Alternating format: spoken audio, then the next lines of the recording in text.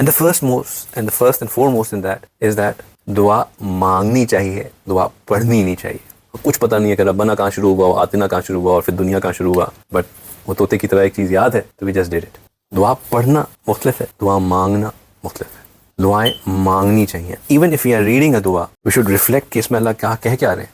What is it that we are asking Allah सुब्हानहू व तआला, what is it that I am trying to convey to Allah सुब्हानहू व तआला। I am not discouraging कि आप बिल्कुल जो है वो दुआ पढ़ें ही नहीं। जो मसनून दुआएं हैं उनको प्रेफरेंस देनी चाहिए, और मसनून दुआएं एट टाइम्स हमें नहीं आती हैं, सो उनके अल्फाज सीखने के लिए perhaps we have to read them, but when you're reading them, read them in a way that you are understanding them. अगर आप स्टेज के ऊपर खड़े हुए हैं और स्टेज के ऊपर जाके आप यूं पेपर सामने रख के कोई चीज़ पढ़ें, उस बंदे की ऑडियंस के साथ कनेक्शन कंपेयर टू समबडी, उसने पेपर तो रखा हुआ है but that is just as a cue and he is speaking to you and is interacting with you, बहुत फ़र्क है। तो इसी तरह अल्लाह सुब्हानहू तआला के साथ we should not read something but we should ask Allah सुब्हानहू तआला। दुआ मांगनी चाहिए। फिर जब दुआ मांग रहे हो तो उसमें आफियत मांगे, डिमांड्स मत पेश करें। अगर आपने डिमांड भी पेश करनी है तो etiquette for doing it is that you say that, Ya Allah, the heart that you have given to put in my body is stuck on this thing, but it's my heart and I do not know whether this is right or wrong for me. Ya Allah, I am really inclined towards this. However, if you think this is also good for me, then give it to me, or give me something which is far better for me.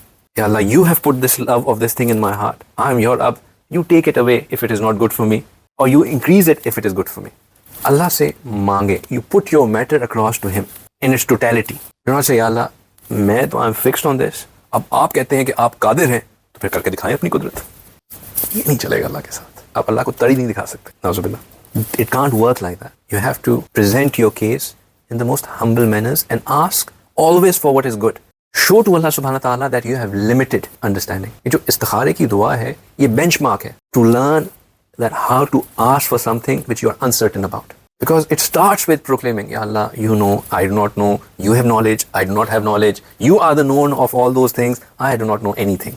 Ya Allah, if in your knowledge this thing is good for me, and the criteria comes, if this thing is good for me, for my dunya, for my akhirah and my iman, Ya Allah, make it happen for me. And if you think that this is not good for me, for dunya, for akhirah and for my iman, Ya Allah, take me away from it and take it away from me. But it doesn't stop there. And Ya Allah, make me inclined towards that which is good for me and make me razi on it. Right?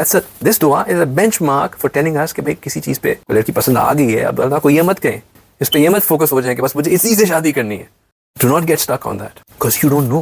Ask Allah that, Ya Allah, guide me to that which is good for me and give me that which has afiyat in it for me.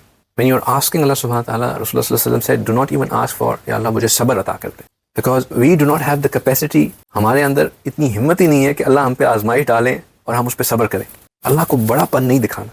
या अल्लाह आप मुझे आजमा के तो देखें मैं कैसा सब्र करता हूँ। औज़ुबिल्लाह, you can't do that. You say, या अल्लाह मैं कमज़ोर हूँ, आप मुझे आजमाएं ही मत, मुझे बस आफियत चाहिए यार। आपके बड़े बड़े मुकर्रबीन होंगे, उनके लिए आजमाइश बहुत अच्छी है, मैं तो बड़ा गुनहगार छोटा सा बंदा हूँ, मुझे मत आजमाएं। सेव मी, आफियत या अल्लाह, आफियत।